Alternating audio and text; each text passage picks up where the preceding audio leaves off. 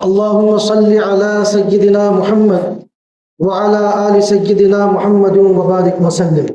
گزشتہ درس قرآن میں یہ بات سامنے آئی تھی کہ کسی بھی صورت کے مکی اور مدنی ہونے کا کیا مطلب ہے۔ عام طور پر بعض لوگ یہ سمجھتے ہیں کہ جو صورت یا آیت مکے میں نازل ہوئی وہ مکی ہے، اور جو صورت یا آیت مدینے میں نازل ہوئی وہ مدنی ہے۔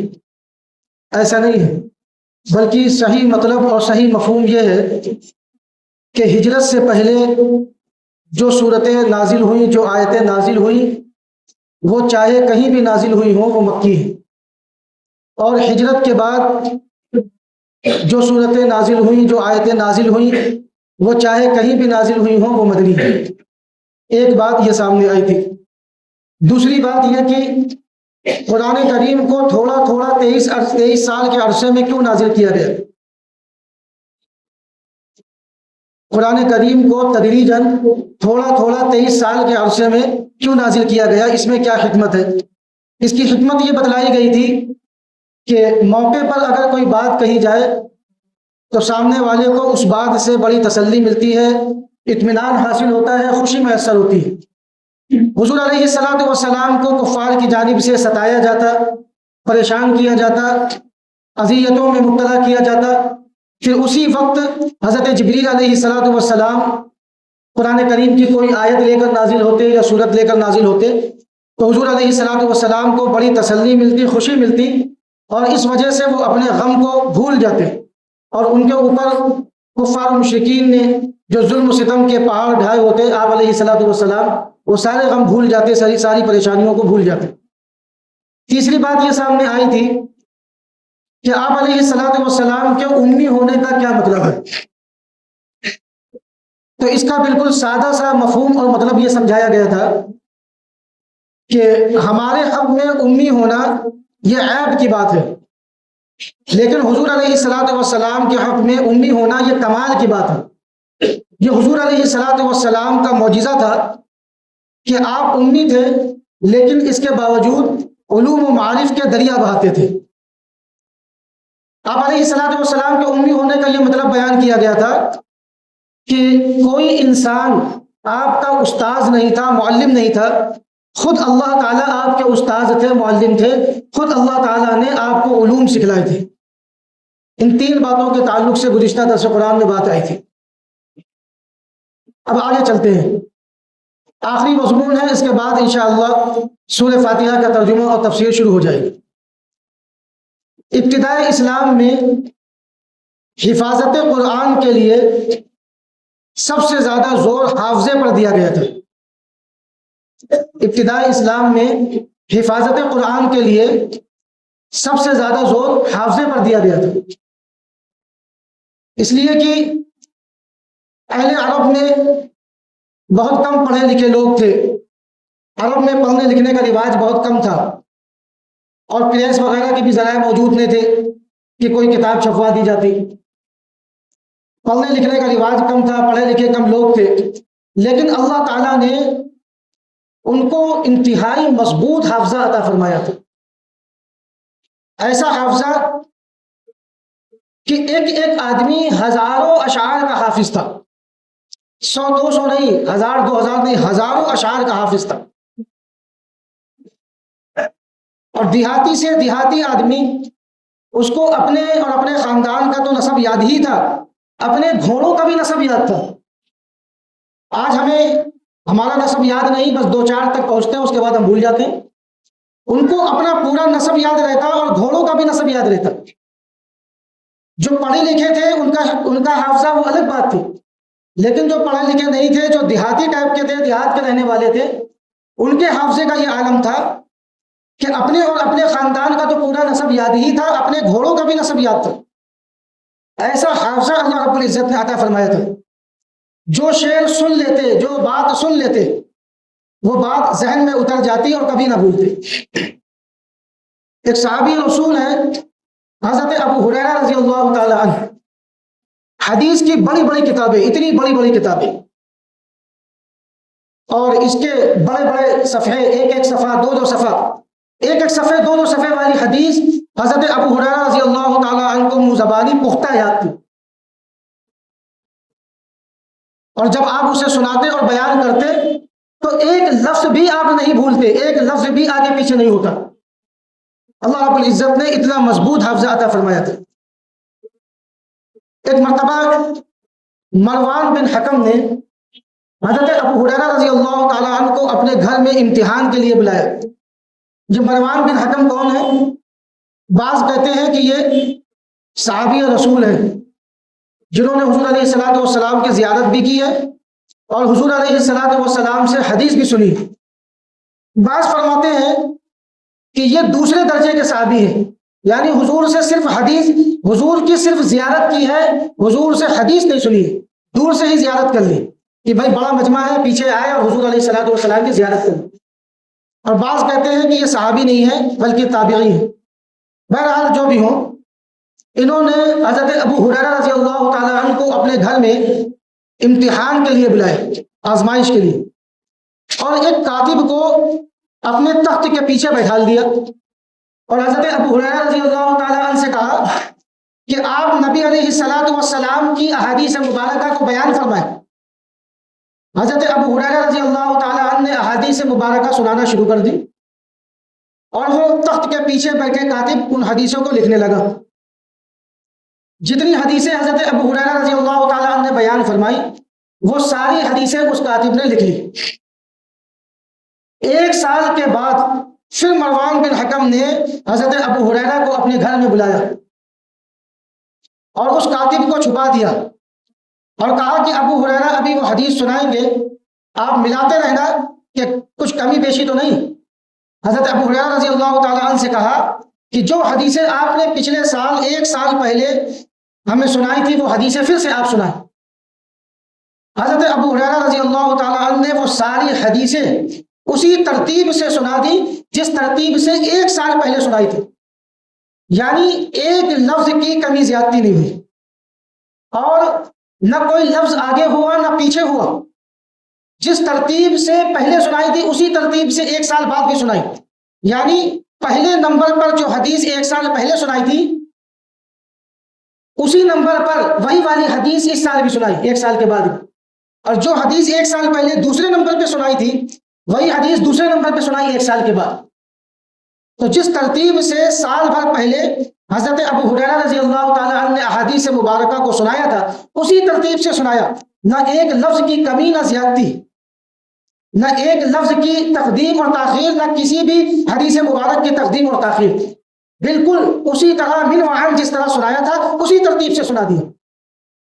تو تصدیق کی کہ واقعی حضرت ابو ہریرہ رضی اللہ تعالیٰ عنہ کا حافظہ بڑا مضبوط ہے۔ اور یہ حافظہ کیسے مضبوط ہوا تھا؟ نبی علیہ الصلوۃ والسلام کی برکت سے، آپ علیہ الصلوۃ والسلام کی دعا سے۔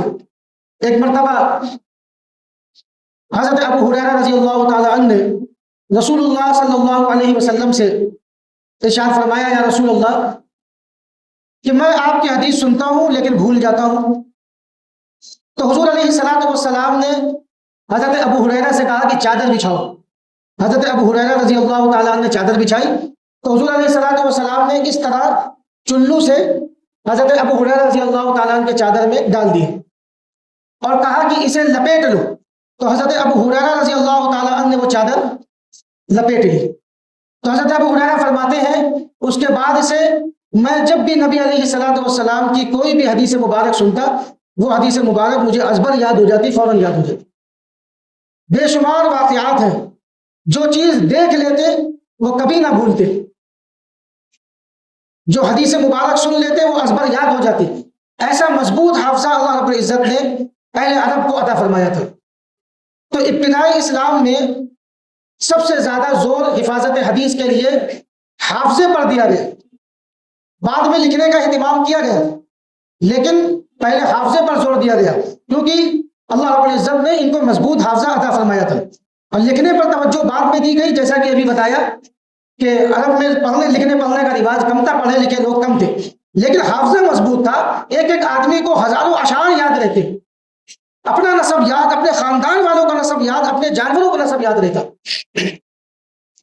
مضبوط حافظے کی بات چلی تو حضرت امام بخاری رحمۃ اللہ علیہ کا واقعہ بھی یاد آ گیا۔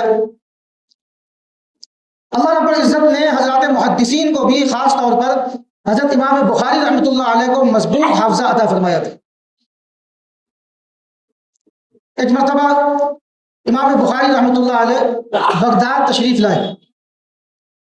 وہاں کے محدثین آپ کا امتحان لینے کے لیے آئے،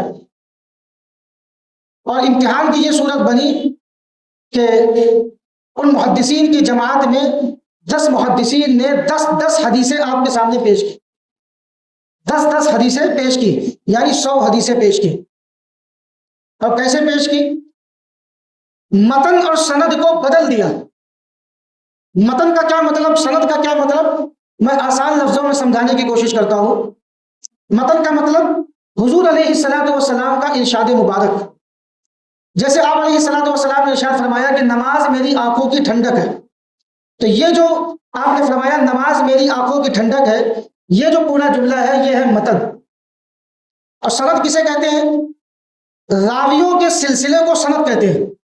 ایک راوی نے کہا کہ میں نے یہ حدیث فلاں سے سنی، اس نے کہا میں نے یہ حدیث فلاں سے سنی، اس نے کہا میں نے یہ حدیث فلاں سے سنی، اس نے کہا میں نے یہ حدیث فلاں سے سنی، اس نے کہا میں نے یہ حدیث فلاں صحابی سے سنی، صحابی نے کہا کہ میں نے یہ حدیث حضور سے سنی. یہ جو راویوں کا سلسلہ ہے کہ میں نے فلاں سے سنا، فلاں سے سنا، فلاں سے سنا، اس سلسلے کو کہتے ہیں سند. اب یہ جو محدثین حضرات آئے تھے، انہوں نے کیا چالاکی کی کہ 100 حدیثیں پیش کی اور سند اور متن کو ملا دیا. یعنی جس حدیث کی جو سند تھی وہ سند وہاں سے ہٹا دیا، وہاں دوسری سند رکھ دی، اور جس سند سے جو حدیث آئی تھی وہاں سے اس حدیث کو ہٹا کے دوسری حدیث رکھ دی، الٹ پھیر کر دیا. اب 100 حدیثیں پیش کی. امام بخاری رحمۃ اللہ علیہ نے کہا کہ میں ان میں سے کسی بھی حدیث کو نہیں جانتا، میں ان میں سے کسی بھی حدیث کو نہیں جانتا. لوگوں کو بڑی حیرت ہوئی، بڑا تعجب ہوا کہ اتنا بڑا محدث اور صرف 100 حدیثیں. ان کے لیے 100 حدیثیں کچھ نہیں، وہ تو لاکھوں حدیثیں ان کو یاد رہتی تھی اس وقت کے جو محدثین تھے. آج اگر حافظ کہا جائے تو مطلب ہوتا ہے حافظ قرآن، اور اس وقت جب حافظ کا لفظ بولا جاتا تھا تو مطلب ہوتا تھا حافظ حدیث، یعنی اس شخص کو لاکھوں کی تعداد میں حدیث مبارکہ یاد ہے. اور آج تو 10-12 حدیثیں یاد نہیں ہو پاتی. تو آج کے زمانے میں لفظ حافظ بولا جائے تو لوگ سمجھتے ہیں حافظ قرآن. اس وقت حافظ ایسے شخص کو کہتے تھے جس کو کم سے کم 1 لاکھ حدیث یاد ہو. اب لوگوں کو بڑی حیرت ہوئی کہ اتنا بڑا محدث جس کو لاکھوں حدیثیں یاد ہونی چاہیے، 100 حدیثیں اس کے سامنے پیش کی گئی اور یہ کہہ رہا مجھے پتہ ہی نہیں، مجھے معلوم نہیں. پھر امام بخاری رحمۃ اللہ علیہ نے اپنا جلوہ دکھایا. حضرت امام بخاری رحمۃ اللہ علیہ نے ایک ایک حدیث کا تجزیہ کیا. کہا کہ آپ نے یہ حدیث پیش کی اور اس کے ساتھ یہ سند بیان کی، یہ سند اس حدیث کی نہیں ہے، یہ سند تو فلاں حدیث کی ہے، یہ سند تو فلاں حدیث کی ہے، اس حدیث کے ساتھ تو فلاں سند کو جوڑا جائے گا، فلاں سند کے ساتھ تو یہ حدیث جوڑی جائے گی. 100 کی 100 حدیثیں سنا دی. کمال یہ نہیں تھا کہ 100 حدیثیں سنا دی، کیونکہ بڑے محدث تھے، لاکھوں حدیثیں تو یاد ہی تھی. 100 حدیثیں سنانا کمال نہیں تھا. کمال یہ تھا کہ اس وقت امتحان کے طور پر جو 100 حدیثیں پیش کی گئی، سند اور متن کو الٹ پھیر کر کے اسی وقت یاد بھی کر لیا، اس کو سنا بھی دیا اور پھر صحیح کر کے بتا دیا. اللہ نے ایسا حافظہ دیا تھا. یہ کمال کی بات کہ اس وقت حدیثیں پیش کی گئی، متن اور سند کو الٹ پھیر کر دیا گیا. اسی الٹ پھیر کے ساتھ حضرت امام بخاری رحمۃ اللہ علیہ نے وہ 100 حدیثیں یاد بھی کر لی اور اسی طرح سے سنا دیا جس طرح الٹ پھیر کے ساتھ ان لوگوں نے پیش کی تھی. پھر اس کو صحیح کر کے بھی بتا دیا کہ ایسے اس حدیث کے ساتھ یہ سند ہونی چاہیے اور اس حدیث کے ساتھ یہ سند ہونی چاہیے. اللہ رب العزت نے ایسا مضبوط حافظہ عطا فرمایا تھا.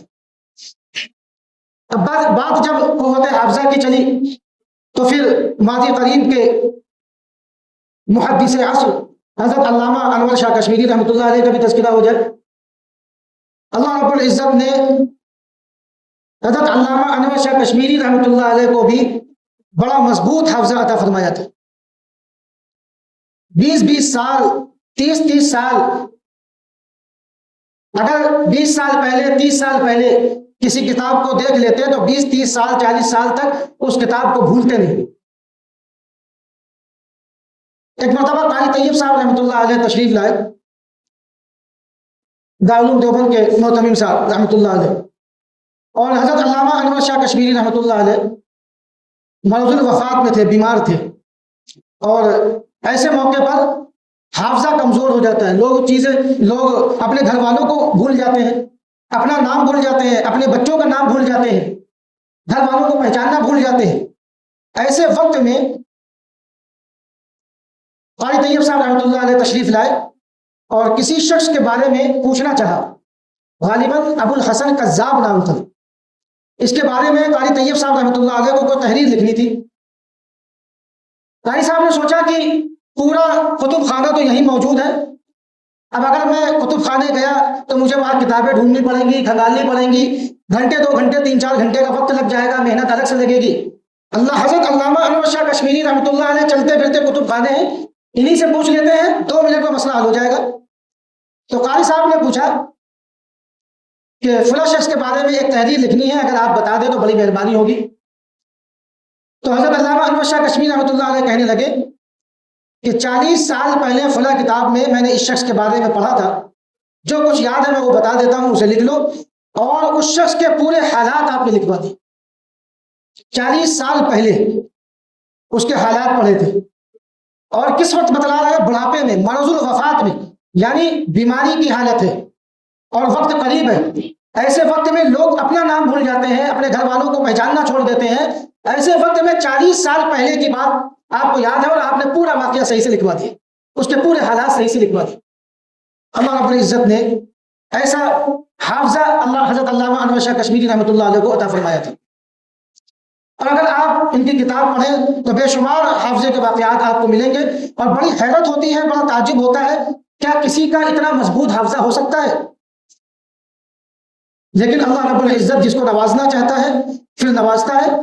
किसी को बोलने की सलाहियत अता फरमाता है, किसी को दूर तक देखने की सलाहियत अता फरमाता है, किसी को मजबूत हाफजे की कुव्वत और सलाहियत अता फरमाता है।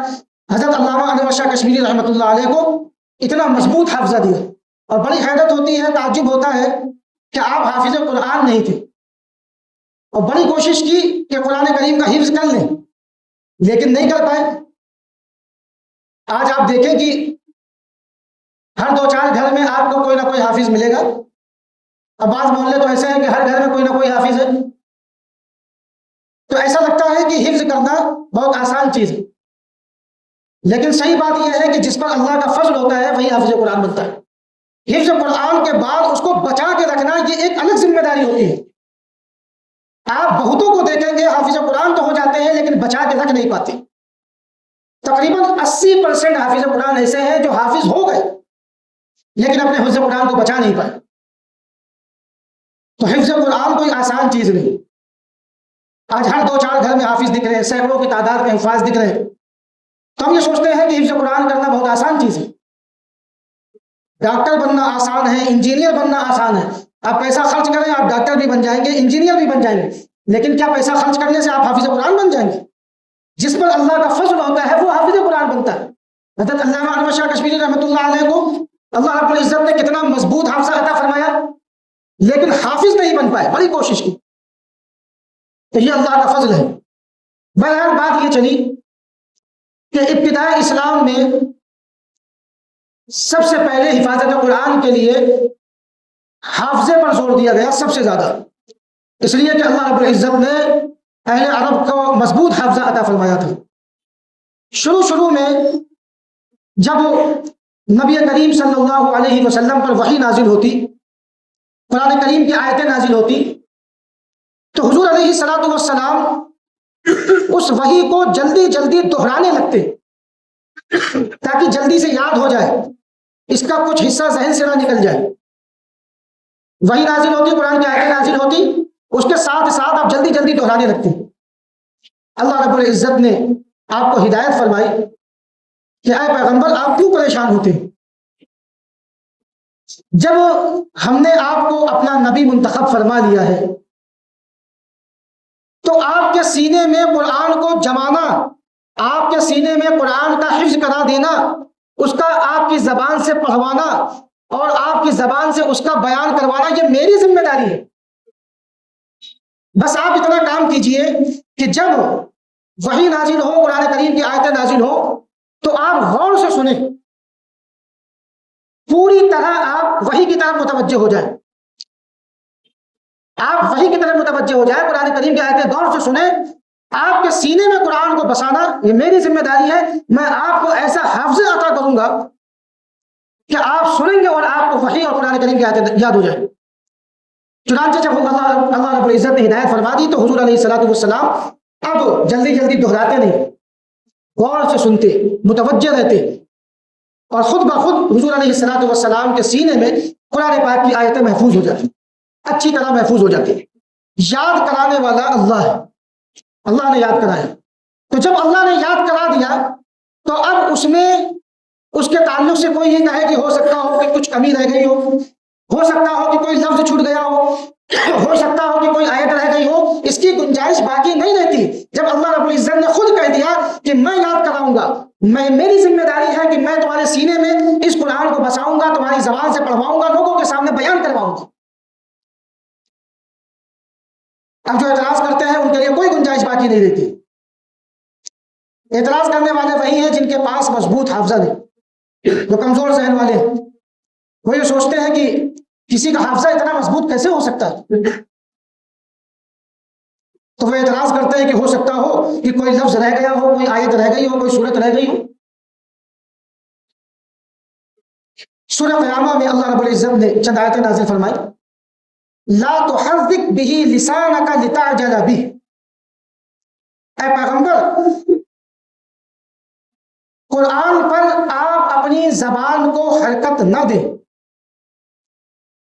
یعنی قرآن کو آپ نہ پڑھیں. نہ پڑھنے کا مطلب یعنی جس وقت قرآن نازل ہو رہا ہے اس وقت نہ پڑھیں.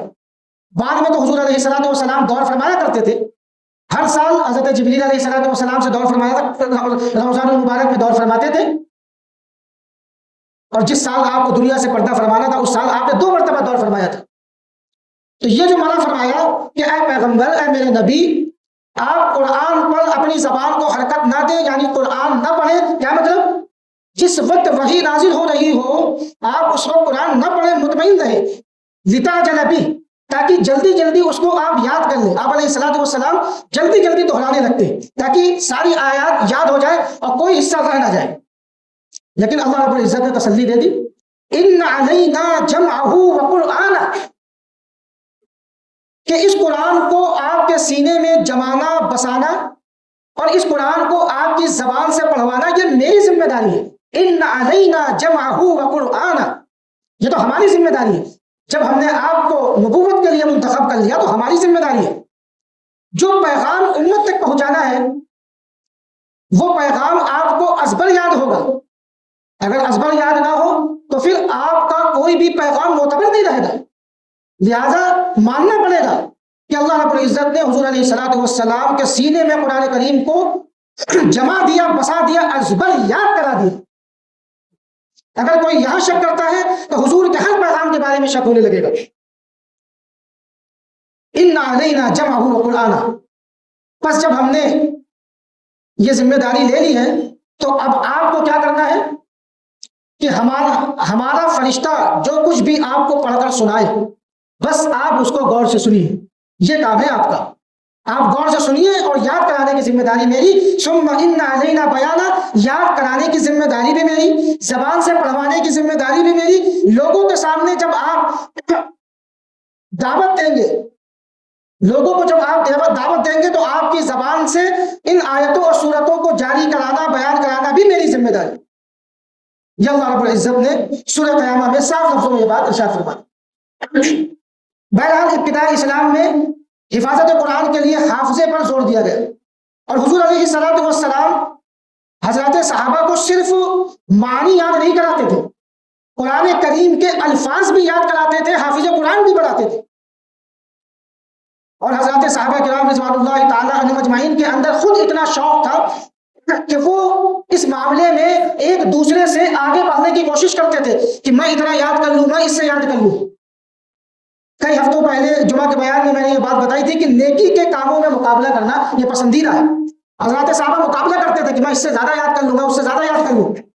خواتین کا یہ جذبہ تھا کہ خواتین نے اپنے شوہروں سے کہہ دیا تھا کہ ہمیں مہر میں مال نہیں چاہیے، مہر میں ہمیں قرآن چاہیے. آپ مہر میں ہمیں قرآن کی آیتیں سکھلائیں، قرآن کی سورتیں یاد کروائیں. یہ جذبہ تھا خواتین کو. حضرت عبادہ بن صامت رضی اللہ تعالیٰ عنہ فرماتے ہیں کہ جب بھی مکہ سے ہجرت کر کے لوگ مدینہ تشریف لاتے تو حضور علیہ الصلوۃ والسلام ہمارے حوالے کر دیتے کہ ان کو قرآن سکھاؤ، ان کو قرآن پڑھاؤ۔ چنانچہ مسجد نبوی میں ایک بڑی تعداد جمع ہو گئی، قرآن سکھانے والوں کی، قرآن پڑھنے پڑھانے والوں کی، ایک شور مچنے لگا۔ تو حضور علیہ الصلوۃ والسلام نے تاکید فرمائی کہ آواز کو پست رکھو، لوگوں کو مغالطہ نہ ہو جائے، لوگوں کو پریشانی نہ ہو، جیسے تم یاد کر رہے ہو ویسے دوسرے بھی یاد کر رہے ہیں۔ چنانچہ دیکھتے ہی دیکھتے حضرات صحابہ کی ایک بڑی جماعت حافظ قرآن ہو گئی۔ ان کے کیا نام ہیں وہ نام بھی انشاءاللہ اگلے درس میں بیان کیے جائیں گے۔ اور پھر حضور علیہ الصلوۃ والسلام نے حفاظت قرآن کے لیے جس طرح حافظے پر زور دیا، حفظ قرآن کرایا حضرات صحابہ کو، اسی طرح حضور علیہ الصلوۃ والسلام نے لکھنے پر بھی زور دیا اور حضرات صحابہ سے لکھوایا بھی۔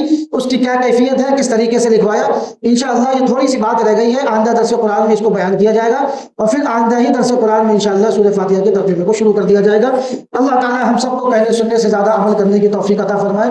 قرآن کریم سے اللہ تعالیٰ بے انتہا محبت کرنے کی توفیق عطا فرمائے۔ قرآن کریم کی تلاوت کے ساتھ ساتھ اللہ تعالیٰ ہم سب کو قرآن کا ترجمہ پڑھنے پڑھانے، قرآن کی تفسیر پڑھنے پڑھانے، سیکھنے سکھانے کی توفیق عطا فرمائے۔ وآخر دعوانا الحمد للہ رب العالمین۔